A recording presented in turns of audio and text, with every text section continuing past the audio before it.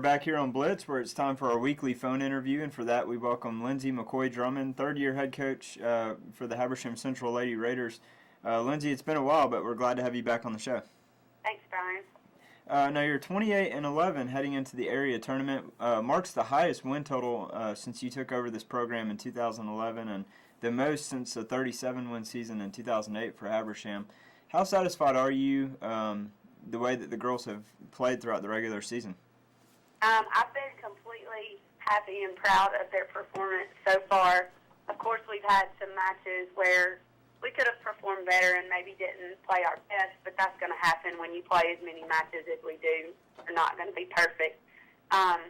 We really worked hard in the off-season and this summer, and it has paid off thus far.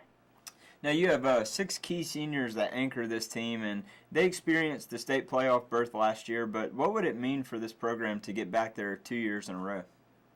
Well, last year we lost 7 seniors at the end of the season, which I thought would be a huge blow to our program, and it turns out the 6 juniors that are now the seniors right behind them have more than fulfilled the roles of the ones that we lost prior to this season. The fact that they've already experienced the state tournament in this classification would be a huge benefit and a huge positive for us if we were able to make it back this year, especially being in this large classification. Taking that experience would definitely, help hopefully propel us into the Sweet 16. Now let's look again at those 6 seniors. Talk about how special they are as they come from that group, I believe, that started the middle school program. How special was that senior night where you were able to take wins over Gainesville and Prince Avenue? This is the group that we started the middle school program with back when John Hood was the head coach, and when I first started coaching here as well. That senior night for me last week was the most emotional one that I've experienced since being part of volleyball at Habersham.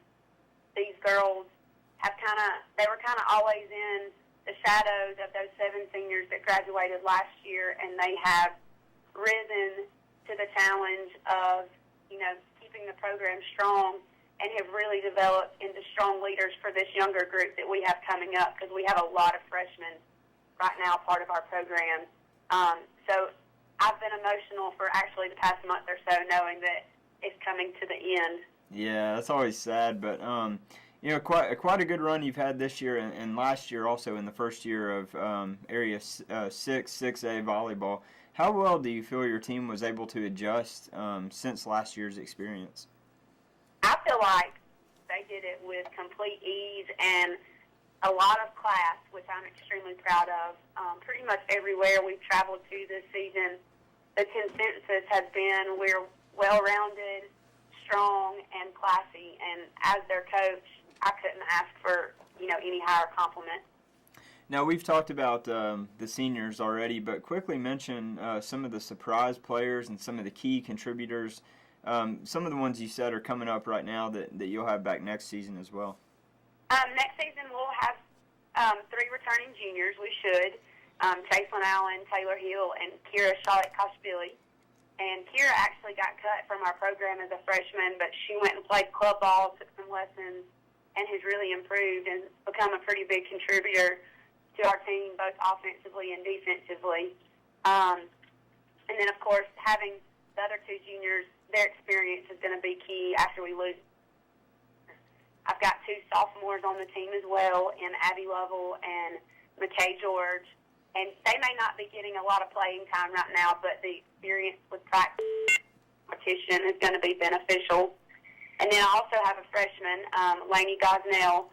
She actually played JV last year as an 8th grader and really, blown us away with her just natural ability and talent, and actually is currently 4th in the state in all classifications in blocks per game. So her defense has contributed to the success we've had this season as well.